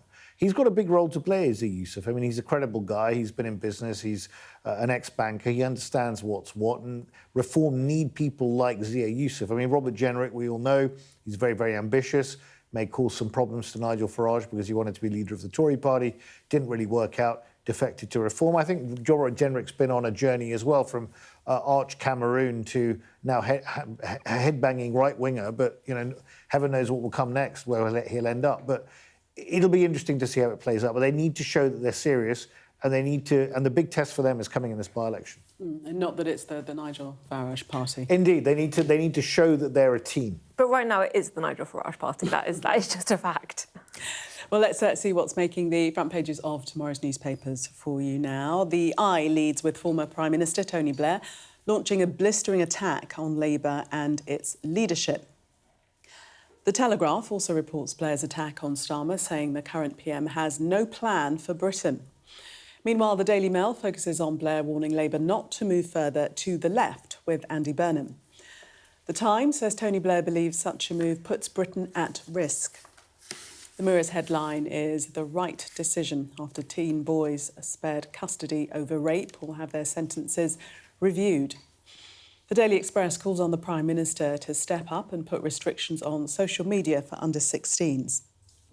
The Guardian leads on a warning from the head of GCHQ about Russia's relentless targeting of Britain's infrastructure and democracy. On the front of the FT, the sacking of BP's chair amid serious concerns about his conduct. The Metro quotes testimony from the family of a young British man imprisoned in Dubai who say he's been physically and mentally abused while in custody. The Sun says water bosses are calling on parents not to waste water filling up paddling pools during the UK's heatwave. The Daily Star reports on officers taking a unique approach to a drug bust. You'll have to read that one for yourselves if the headline has intrigued you. But we're going to start with the Times. And this is intervention by Sir Tony Blair, his warning to the Labour Party, the Labour administration and the country.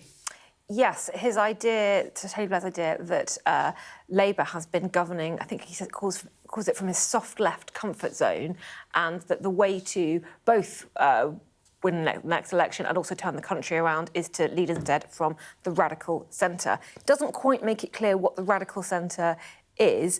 It's triangulating, though. It's sort of Tony Blair, classic Tony Blairism, which is going, we don't want to be the radical left, we don't want to be the radical right. What if we were the radical centre and we just developed policy that worked? Wouldn't that be wonderful? But beyond that, I don't know.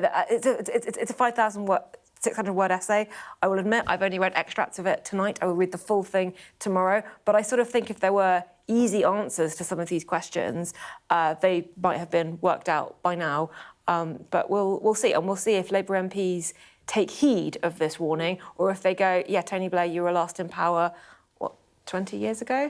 He did win 3 elections. But 20 years ago. Is he saying that they should move further away from the left? Is that really what he's saying? Yes, he is. Dig down into Yes, he is. He's saying that the non-dom tax policy was wrong. He's saying that welfare needs to be cut. He's saying that we need to incentivise work. He's saying the minimum wage policy is wrong. He's saying all of these things. He sounds like a Conservative. He does. He sounds exactly like something what Kemi Badenoch would say. He's even saying the net zero policy is in the wrong place. He does sound like a Conservative. And in fact, he basically was a Conservative when he was in power, right? I mean, he was basically an acceptable... He was essentially a Conservative with a human face, acceptable small c what Anthony Giddens at the LSE used to call the third way, which was effectively socialism, but very, very light. It was basically Toryism. Well, when Cameron came in, he was called heir to Blair, wasn't he? But that's right, that's right. So fundamentally what Blair is getting to is you win elections from the centre ground, and he's right about that. His instincts are right. Where his instincts are wrong are on foreign policy. That I don't agree with him on at all. But I do think the Labour Party is going to hurtle down this hole. And you've got Andy Burnham, amongst others, talking about not being in hock to the bond markets. Now Andy Burnham's had a dose of fiscal reality and is now not going to go down and massively borrow to spend because he doesn't want to go down like Liz Truss. I mean, that's the truth. You don't have to be in hock to the bond markets if you don't borrow from the bond markets. If your debt to GDP ratio is 100% and you've got 2.7 trillion of public debt and you're dependent on the kindness of strangers, you're in hock to the bond markets. Can I say something just very quickly on the idea that you win elections from the centre? That is definitely how Blair won elections, and that is the received wisdom. Take a look at the local elections earlier this month. You had the vote splitting 5-6 ways. You had 5 parties getting more than 15% of the vote for the first time in an election ever. All of the analysis has shown that Labour is losing more votes to its left than it is to its right. Maybe in a political landscape that is fractured to that extent, you don't win votes, you don't win elections from the centre, you win elections by having a really clear idea of where your core base is and rallying them. And what we're seeing is a Labour Party strategy designed for one electoral system that is struggling when it comes into contact with the reality of 5-party politics. I don't disagree with you, Rachel. All I would say is that the Labour Party is really struggling on that point because on the left they're losing votes to the Greens on the Palestine issue and on the climate issue, and they're also losing people on the other side who are effectively leaving them with the working class that are going to reform, effectively leaving them with a rump of people who are what? Urban intellectuals who are kind of still deciding whether they're going to go green or not. This is the difficulty for them. I think that they have lacked definition in who they're appealing to. But you're right, it is a much more fragmented landscape. That I agree on. Let's move to the eye and thinking ahead to if there is a new leader of the Labour Party. Nigel Farage is suggesting that there should be a snap general election because I guess the manifesto would change and the promise that Labour came in on would be completely different with a completely different leader. Well, look, even Harriet Harman, apparently, I think she was at Hay on Wye, if I understand correctly, she was saying the same thing, that if someone were to win the leadership election, someone called Andy, they might want to have their own mandate to govern. Look, it's a seductive idea that you come in and you go to a general election. It's very dangerous with 3 years to go. The precedent is you don't have to have a general election. We vote for parties, we don't vote individually. This is not a presidential system. So whoever comes in doesn't have to have a general election. They might want to secure their own mandate, but in this kind of fractious political environment where they've got a massive majority still Labour and they could do a lot within 3 years, to go for a general election would be a serious gamble. I mean, that would take some real guts to do that and win a mandate for change. Fine, want to do it. Highly risky strategy. I think they'll probably decide on balance it's probably not the right thing to do. But could a new leader be pressured into a general election? Because we know Kemi Badenoch's also calling for that. I think they could listen to the case that if you get a boost for being a new leader, you may want to spend that boost in getting your own mandate, and that could be something that they take on board. But this is a real dog bites man story. I think it would be news if Nigel Farage wasn't saying there should be a general election with a change of leader. Did he say that for Rishi Sunak and Liz Truss and Boris Johnson and Theresa May? I mean, maybe he did. But, you know, leader of opposition party thinks the fact that lead party is in trouble should lead to a general election. Come on, that's not news. It's not how our constitution works. It's also not going to happen. He's never going to take the risk if it's Andy Burnham or if it's anyone else. I think, you know, send Nigel Farage back to school and give him a lesson in the British Constitution, the unwritten one. Okay. You can get off your soapbox now. I'm not wrong though. No, you're not wrong. I mean, obviously, you're right, Rachel. I mean, he has to say this. Of course he wants this. But there is no precedent for it. We don't have to have it. It's purely if the new leader wants a mandate, it's too risky. It's going to be too risky, I think. OK, let's take a break at that point. Coming up next, we'll take a look at more of the top stories in the newspapers. Do stay with us if you can.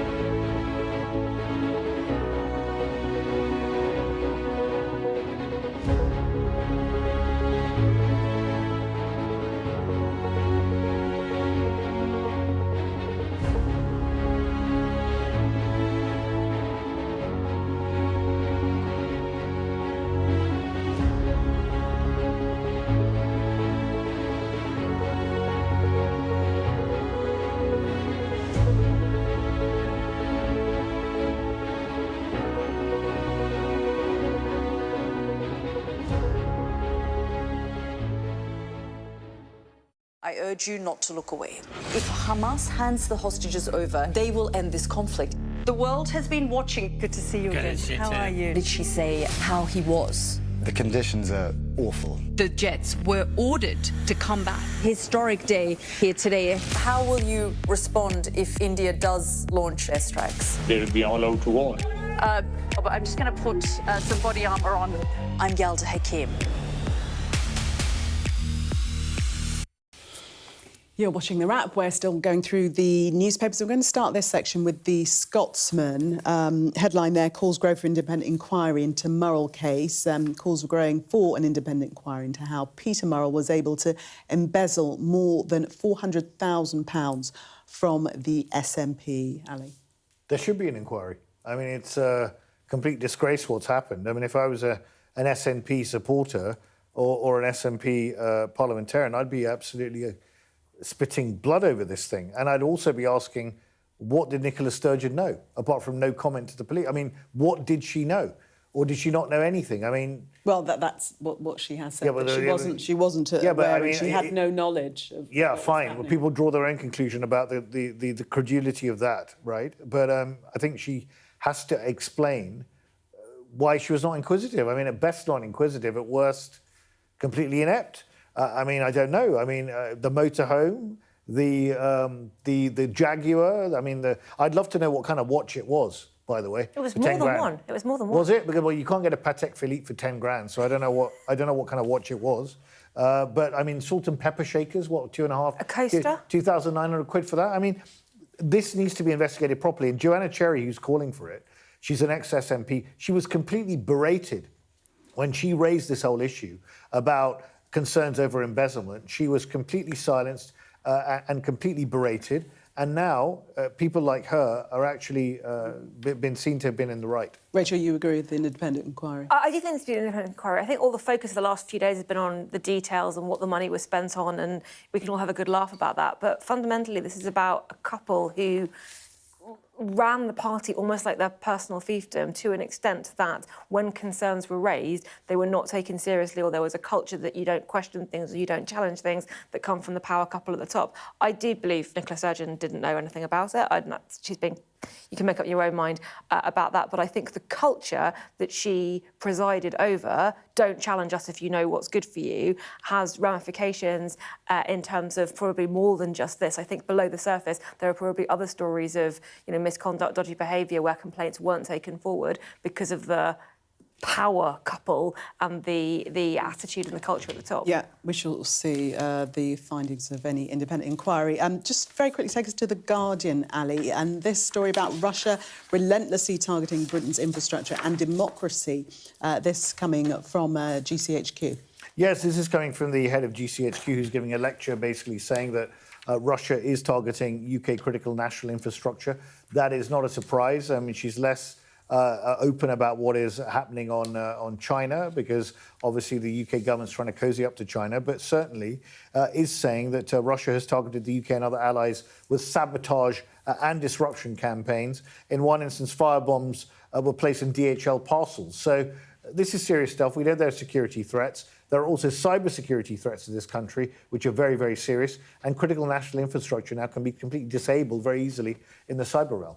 Rachel, take us to our final story in The Times. This is a study that finds people who buy into corporate buzz phrases, they're not very bright. No, they score lower on tests, problem solving, presented with practical workplace dilemmas, but also, I think it said where just general analytical thinking. Yeah, people who but they are happier at work. Oh, are they? So it's a kind of, they enjoy their jobs more. It's sort of a double-edged thing. On the one hand, I'm like, because I hate corporate buzz speak. On the one hand, I'm like, yeah, I knew this. I knew that those people weren't that bright. On the other hand, they have a happier life than I do. So who's winning here? What's your pet hate? Well, I hadn't heard activate stakeholder engagement before, which apparently means you're going to talk to your customers, or you could ask a colleague to socialise the learning. I've heard that many times. I've never heard socialise. I've heard it, I've heard it, and don't get it in journalism. And I'm gonna absolutely leverage your insights this evening as well. You have been all evening. There we go. That brings us to a lovely close, and we don't have to have a thought shower. We're going to bring all the sport to you next. Disappointing for British #1 Cameron Norrie at the French Open. I'm Adam Parsons, Sky's Middle East correspondent. We've just entered Gaza. The vista out there is complete destruction. I'll always remember going into Gaza City during the war. All around us was destruction and the sounds of battle. What you see a lot of here are military machines, soldiers, devastation and destruction. What you see very little of are the locals, the Gazans, the people who used to live here, the ghosts of this town. I witnessed the scars of the October the 7th attacks, burnt out homes, bullet holes in walls and bloodstains on the floor. People were murdered. You have the black flag, you have the yellow flag, people were kidnapped. Inside this convoy, prisoners released by Israel in exchange for their hostages. The Israelis insist that many of these prisoners are terrorists, but here the Palestinians consider them a blend of freedom fighters and political prisoners. There were tears and there was defiance. This land has been farmed for hundreds of years, but now it's a scene of conflict. Israeli settlers have come to this area to seize land. They've taken the land that I inherited from my father, and my father inherited from his father. What would happen if you entered it? Oh, we'll be shot. This is a place where the past is cherished, but the future is feared. These are the settlers in waiting, keen to start a new life, to annex Gaza for Israel. The least we can do is just kick them out of our land. Gaza, which is just 2 miles in that direction, is under attack again. Sky News, get the full story first.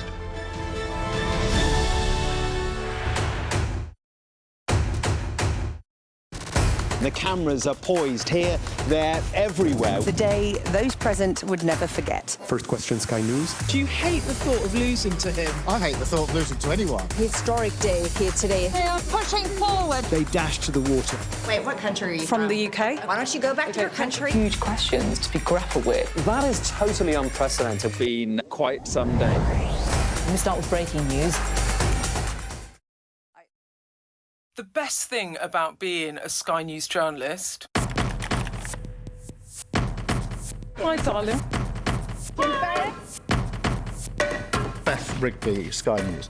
...is being a Sky News journalist. You said to people, I'm not coming back for more, but you have come back for more. Well, let's kick off and make a statement. What can our Prime Minister say to you to not impose tariffs? He's coming out! What more do you need? We're trying to see as much as we can. We're in an area that's just been reclaimed. Mr. Zuma, Sky News.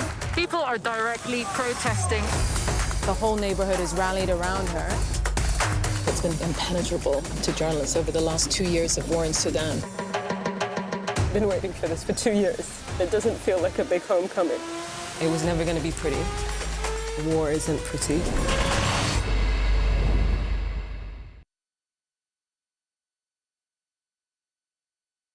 News with David.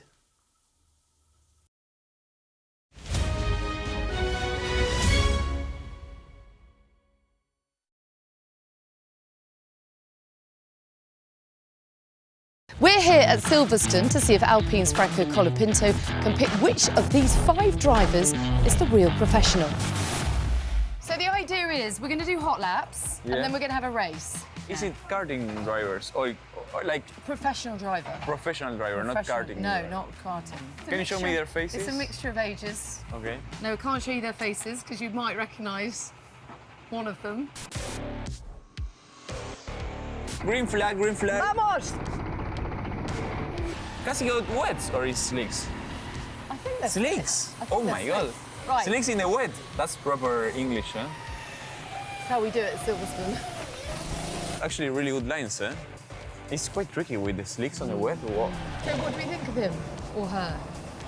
We got girls and men. Yes, we have girls. Okay, we got a mix. Hit the curve, no curve. Oh, a bit wide.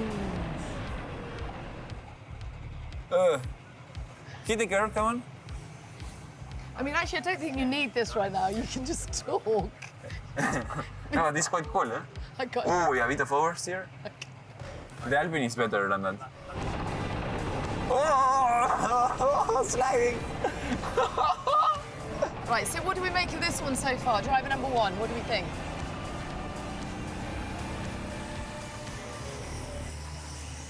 Nah, he's not a pro. The pro would be like this on the straight. I would. What do we make of the second? Oh, this guy. He tuck in, eh? Okay. You see, he did what the coach said.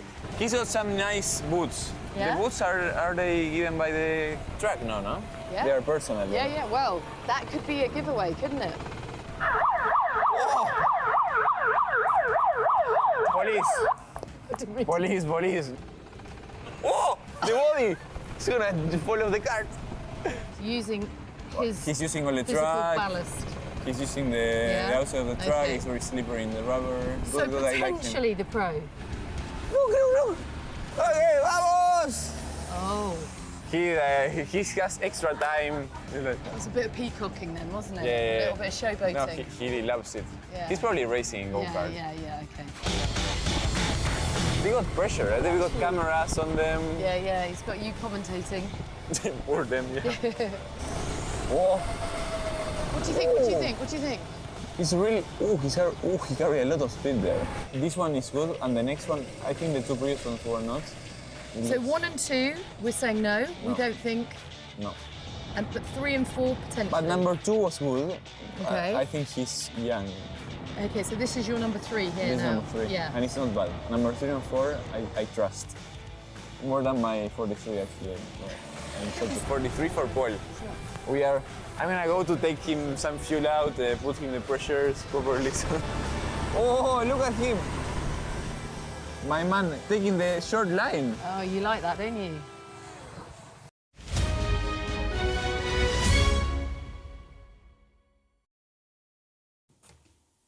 Let's take a look at your weather now.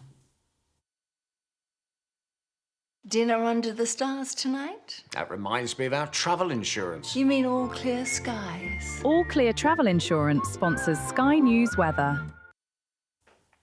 Well, the southwest will hang on to the heat tomorrow, but a wind off the North Sea will make it much cooler in the east.